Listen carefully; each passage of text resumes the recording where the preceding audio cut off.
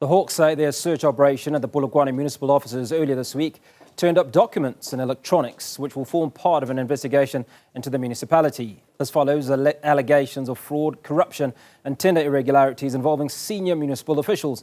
Opposition parties and council are calling for a motion of no confidence in the executive mayor, John Mpe, and the municipal manager, while civic organisations are threatening protest action.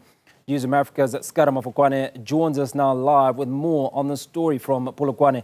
Scara, good to catch up with you this afternoon. Just bring us up to speed with the latest.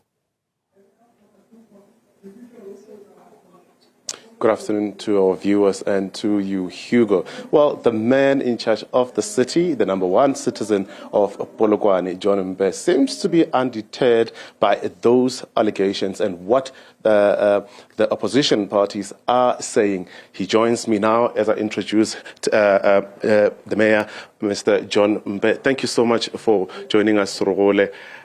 You are calling it the Hawks visit. They say it was a search and seizure. Some other quarters in the community are saying it was a raid. Just take us through the events that unfolded earlier this week and why you're saying it was a visit by the Hawks. Firstly, greetings to the viewers and to yourself, Mr. Mafokoane. Let me appreciate the opportunity to talk to the viewers. For us, I mean, it was actually a visit, an interaction with the Hawks. They came, they requested specific documents which were given to them. So we will not regard it as a raid, because I see some statements even saying that they have even visited this office where you are. They visited the office of the accounting officer, and there were specific documents that was required, and that was given to them. But the Hawks doesn't just pay a courtesy visit, smiling, and they obtained some documents here, and they tell us that those documents and electronics that were seized from not specifically this office, but the municipal offices, specifically the municipal officer, will form part of an investigation. Do you know at this point what the Hawks are alleging or what the Hawks are investigating within your office? Well, we do not know, but as you know, as a municipality, even ourselves, from time to time, we do open cases with the Hawks, and from time to time they will come and demand certain information. We do not have information about what kind of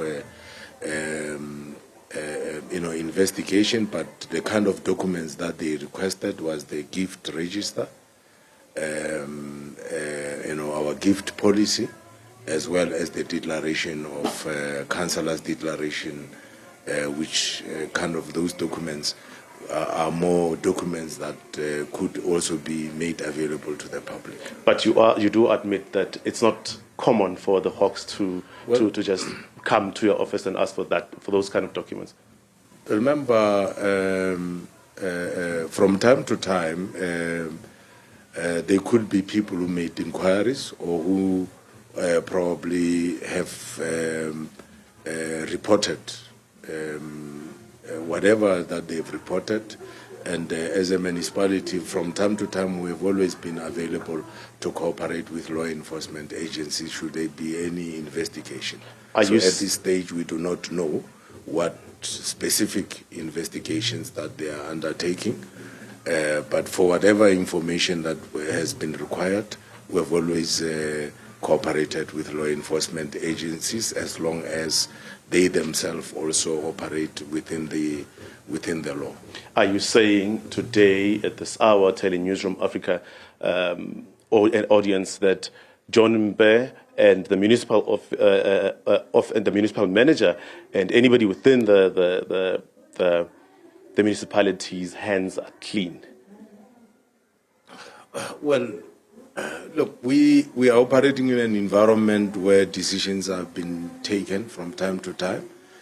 And what we know from the governance point of view, there's been a lot of improvement in terms of governance. If you think of it, that before I came to Polokwane. Polokwane was a municipality on qualified audit opinion, and it has since improved over the past 3 consecutive years since I'm here, to reduce the number of findings, but also to be on an unqualified audit opinion. So in that sense, if we were to say that, it is not necessarily a reflection of perfection, but the fact that we are working to improve governance within the municipality. Your office released a statement yesterday, and I quote from that statement saying you're confident that the investigation being conducted by the Hawks is not associated with a 56 million rand tender which was allegedly awarded to a Zimbabwean national. You seem to know what they are not investigating. However, you are saying you do not know what they are investigating. Look, we are getting also from media reports that that is what is being investigated, and that is the media reports. But what we can tell you is that, firstly, we do not have a tender worth 56 million that has been awarded. And for that matter, the company that was allegedly, we have clarified it before, that company is not owned by Zimbabweans, but we have also stated on record that Zimbabweans who are lawful in South Africa, who have established company under the South African company laws, they are free to compete like any other person. And we have also stated that on record, we've got more than 100 contracted service providers, and majority are South Africans, because we always seek to empower our locals, not just South Africans in general, but also our local business people getting opportunities within the municipality.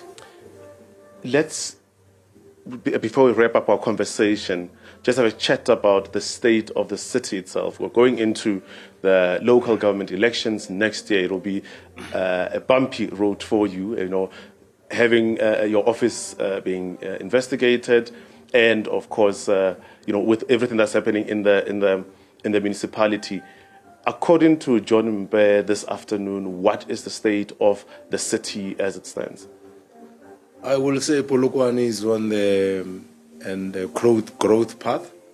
We have improved the roads, infrastructure within our municipalities. We have seen whether it's Church Street, Nelson Mandela Drive, quite a number of roads that we are doing, UOS, and many other roads that we are refurbishing. We have expanded road infrastructure to the most rural part of our municipality.